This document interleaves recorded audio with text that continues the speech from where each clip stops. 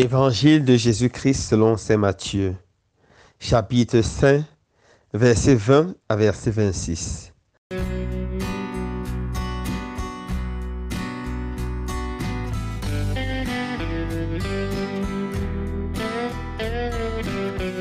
En ce temps-là, Jésus disait à ses disciples, « Je vous le dis, si votre justice ne surpasse pas celle des scribes et des pharisiens, vous n'entrerez pas dans le royaume des cieux. Vous avez appris qu'il a été dit aux anciens, « Tu ne commettras pas de meurtre. » Et si quelqu'un commet un meurtre, il devra passer en jugement. Eh bien, moi, je vous dis, tout homme qui se met en colère contre son frère devra passer en jugement. Si quelqu'un insulte son frère, il devra passer devant le tribunal. Si quelqu'un le traite de faux, il sera passible de la géhenne de feu. Donc, lorsque tu vas présenter ton offrande à l'autel, si là tu te souviens que ton frère a quelque chose contre toi, laisse ton offrande là, devant l'autel. Va d'abord te réconcilier avec ton frère et ensuite viens présenter ton offrande. Mets-toi vite d'accord avec ton adversaire pendant que tu es en chemin avec lui, pour éviter que ton adversaire ne te livre au juge, le juge au garde, et qu'on ne te jette en prison. Amen, je te le dis, tu n'en sortiras pas avant d'avoir payé jusqu'au dernier sou. Acclamons la parole de Dieu. Louange à toi, Seigneur Jésus.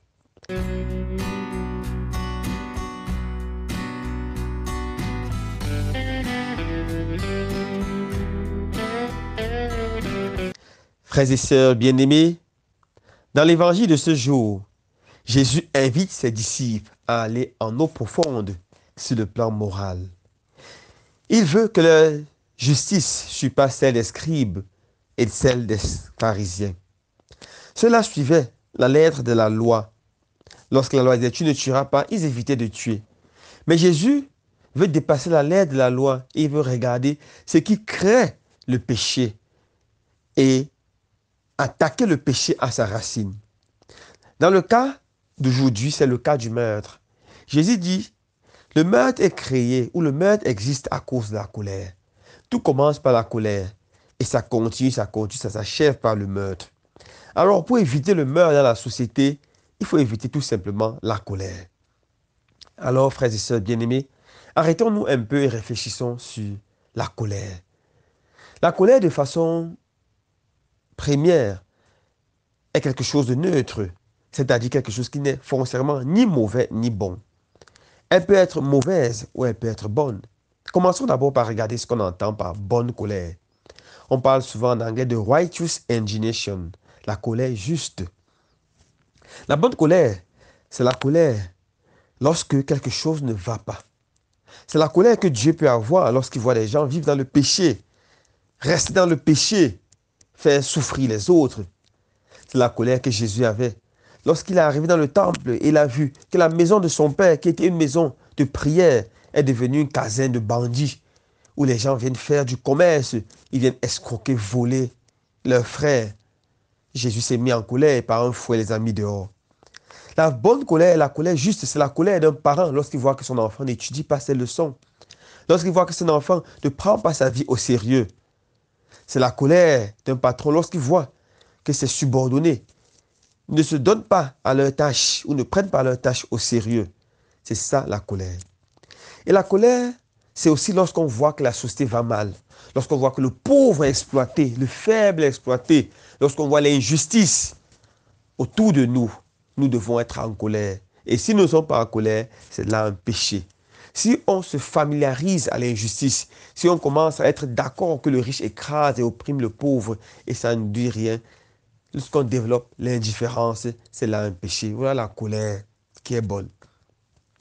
Mais la colère peut être un péché. Et quand ça devient un péché capital, un péché très grave, dans 3 cas. Premièrement, lorsqu'elle est disproportionnée.